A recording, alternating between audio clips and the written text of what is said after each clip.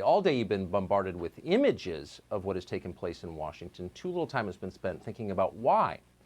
Anyone who's trying to understand the significance of what's going on right now ought to watch the video of the woman who was shot inside the U.S. Capitol this afternoon. In the footage, which we're not going to show you because it's too upsetting, but you can find it on the internet, the woman is standing in a hallway right off the House floor at the center of the Capitol building. She appears to be in her 20s. She's got an American flag tied around her neck. The scene around her is chaotic. People are bumping into each other, yelling, trying to get through the door into the Senate chamber. Suddenly, with no warning, there is gunfire. You hear a shot, and the woman falls. She's been hit with a bullet. Seems like the neck could be the chest. Apparently, it was fired by someone in law enforcement. People in the hallway scream. The camera closes in on the woman's face.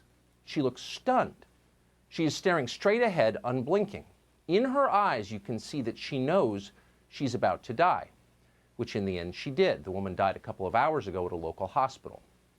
So what can we learn from this? It's not enough to call it a tragedy.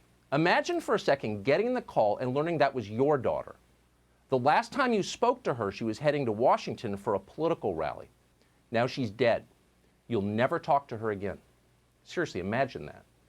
If you have children, it will put you in the right frame of mind. That's what we're watching. And we may be watching a lot more of it in the coming days. Political violence begets political violence. That is always true. It is an iron law. It never changes. And we have to be against that, no matter who commits the violence or under what pretext, no matter how many self-interested demagogues assure us the violence is justified or necessary, as they have been assuring us, lying to us for the past 6 months. We have a duty to oppose all of this, not simply because political violence kills other people's children, which it does, but because in the end, it doesn't work. No good person will live a happier life because that girl was killed in the hallway of the Capitol today.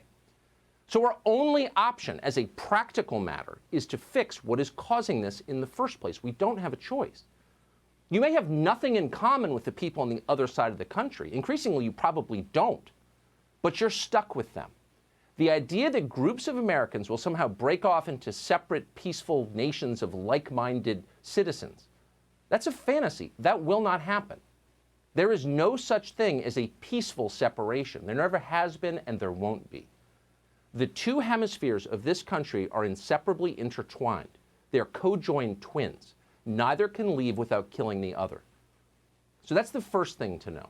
As horrifying as this moment is, we have no option but to make it better, to gut it out. The second thing to consider, and it's related to the first, is why the woman who was killed today went to the rally in the first place. We don't know anything about her, but she did not look particularly radical. She bore no resemblance to the angry children we have seen again and again wrecking our cities. Pasty, entitled nihilists dressed in black, setting fires, spray-painting slogans on statues. She didn't look like that. The woman in the Capitol hallway looked pretty much like everyone else. So why was she there on a Wednesday? Why were any of them there today? We ought to think about that. If you want to fix it, you have to think about that.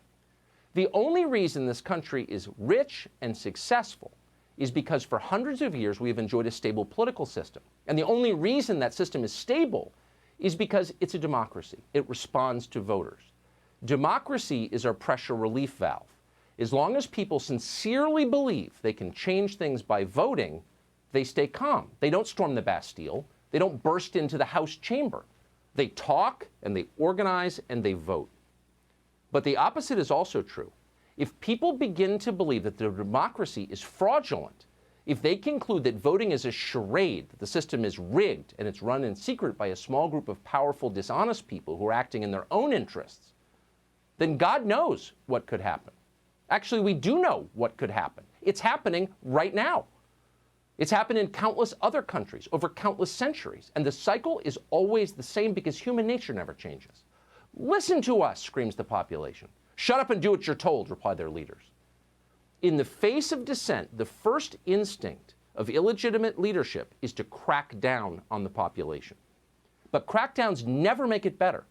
Instead, they always make the country more volatile and more dangerous. The people in charge rarely understand that. They don't want to. They don't care to learn or listen because all of this conversation is a referendum on them and their leadership. So they clamp down harder. Obey, I tell you, obey. This is the Romanov program. It ends badly every single time. But that doesn't mean they won't try it again. Of course they will, because it's their nature. It's how we got here in the first place. Millions of Americans sincerely believe the last election was fake. You can dismiss them as crazy. You can call them conspiracy theorists. You can kick them off Twitter. But that won't change their minds.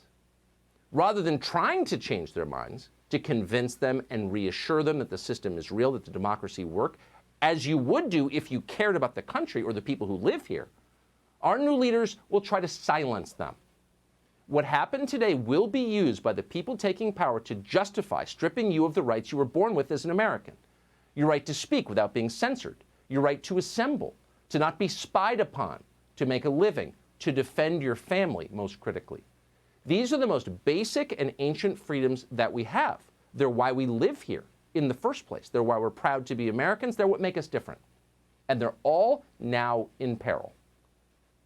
When thousands of your countrymen storm the Capitol building, you don't have to like it. We don't. You can be horrified by the violence, and as we said, and we'll say it again, we are horrified. It's wrong. But if you don't bother to pause and learn a single thing from it, from your citizens storming your Capitol building, then you're a fool. You lack wisdom and you lack self-awareness. You have no place running a country. We got to this sad, chaotic day for a reason. It is not your fault. It is their fault.